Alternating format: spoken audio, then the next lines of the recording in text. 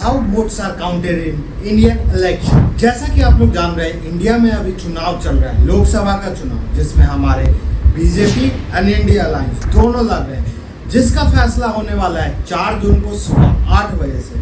लेकिन ये फैसला कैसे होगा, मतलब कैसे वोट की काउंटिंग होगी, कहाँ पे होगी, क्या स्टेप लिए जाएंगे, वो सारी चीजें मैं आपको बताऊंगा इस वीडियो में। तो चलिए इस वीडियो की शुरुआत करते हैं।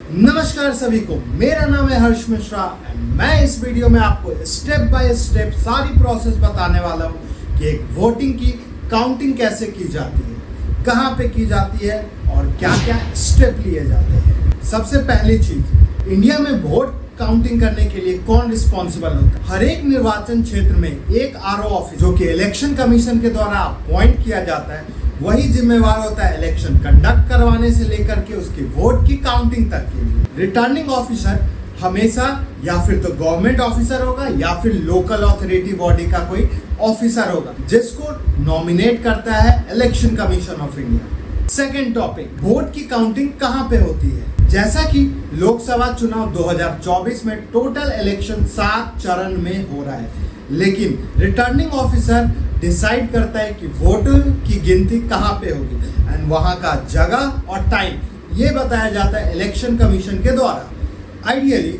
हर निर्वाचन क्षेत्र का जो वोटों की काउंटिंग होती है वो एक ही जगह पे करना चाहिए एंड वो जगह होता है आरओ का हेड ऑफिस। थर्ड पॉइंट, कैसा स्ट्रक्चर होता है, layout of the counting hall. वोटों की गिनती एक ही बड़े से हॉल के अंदर होती है, जिसमें टोटल 14 टेबल लगाए जाते हैं, 7 दाएं तरफ 7 बाएं तरफ एंड दोनों अपोजिट के तरफ ब्लैक बोर्ड रहता है जिस पे रिजल्ट लिखा जाता है। हर एक टेबल पे एक काउंटिंग सुपरवाइजर रहता है जो कि इलेक्शन कमीशन द्वारा नॉमिनेट किया जाता है एंड साथ ही साथ हर पॉलिटिकल पार्टी से एक मेंबर हर टेबल पे असाइन किया जाता है। वोटों की गिनती निर्धारित समय जो ईसीआई ने अनाउंस किया है, जैसा कि 2024 के लोकसभा इलेक्शन का 4 जून अनाउंस किया गया है, तो 4 जून को सुबह 8 बजे ईवीएम से वोटों की काउंटिंग शुरू हो जाती है। लेकिन उससे पहले वो ईवीएम स्ट्रॉन्ग रूम में जमा रहता है एंड स्ट्रॉन्ग रूम से ईवीएम निकाल के हॉल में लाने के टाइम पे हर एक पार्टी का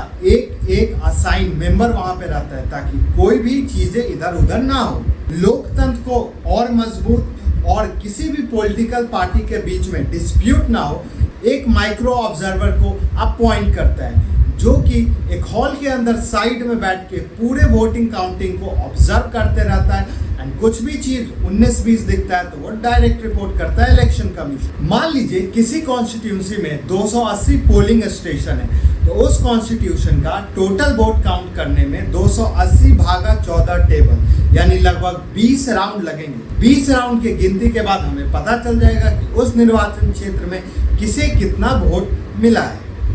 वोट की काउंटिंग की शुरुआत पोलिंग स्टेशन नंबर 1 से 20 सबसे पहले शुरुआत होती है एंड उसके बाद क्रमांक संख्या होते चले जाते। Point 5, process of vote counting. वोटों की गिनती ईवीएम मशीन से होती है, जिसके अंदर एक कंट्रोल यूनिट रहता है एंड हर एक कंट्रोल यूनिट में एक बटन होता है जिसे रिजल्ट बटन कहते हैं। इस रिजल्ट बटन को बस प्रेस करने से कुछ मिनटें, मतलब 2 से 3 मिनट के अंदर हमें पता चल जाता है क्रमांक संख्या से प्रत्याशी को कितने वोट मिले।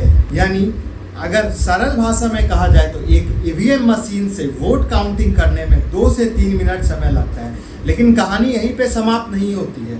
इलेक्शन कमीशन बार बार अलग अलग तरीकों से उसको 2-3 बार रीचेक करता है, ताकि कोई भी चीजें इधर से उधर ना। सिंपल चेकलिस्ट, इसमें हर एक इलेक्शन शुरू होने से पहले कंट्रोल यूनिट का मशीन नंबर हर एक पॉलिटिकल पार्टी को दिया जाता है एंड रिजल्ट के दिन पॉलिटिकल पार्टी उस नंबर को उस ईवीएम मशीन से मैच करते हैं, ताकि कहीं कोई मशीन बदल दिया गया ना हो या फिर कुछ चीजें उल्टा पुल्टा ना हुआ। दूसरी पॉइंट, जो पॉलिटिकल पार्टी चेक करते हैं कि मशीन में सील इंटैक्ट है या नहीं। एंड तीसरा एंड सबसे इंपॉर्टेंट पॉइंट, कि जितना वोट ईवीएम मशीन में शो कर रहा है वो फॉर्म 17C में है या नहीं।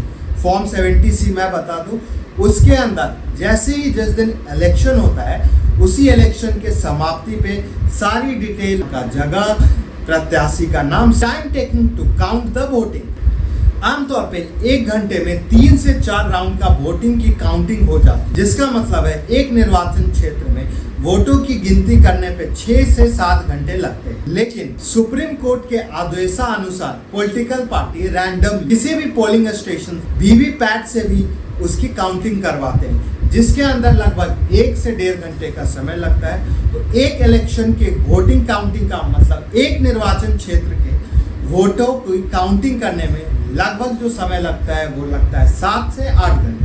लेकिन फिर भी आप सुनते होंगे कि वोट का रिजल्ट शाम 6 बजे तक 7 बजे तक नहीं आता है। ये इसलिए क्योंकि इलेक्शन कमीशन सुनिश्चित करना चाहता है कि जरा सा भी किसी भी वोटों को गलत तो काउंट नहीं हो गया है, कहीं मिसमैच तो नहीं है। 3-4 मेथडों से उसको बार बार कैलकुलेट टैली किया जाता है ताकि जो रिजल्ट है वो बिल्कुल फेयर आए। फाइनली आप लोगों को पता चल गया होगा कि एक इलेक्शन जब होती है तो उसकी वोटों की काउंटिंग कैसी होती है। तो आपको क्या लगता है, इस बार फिर से बीजेपी हैट्रिक लगाने जा रहा है या फिर इंडिया अलायंस का सरकार बनने वाला है?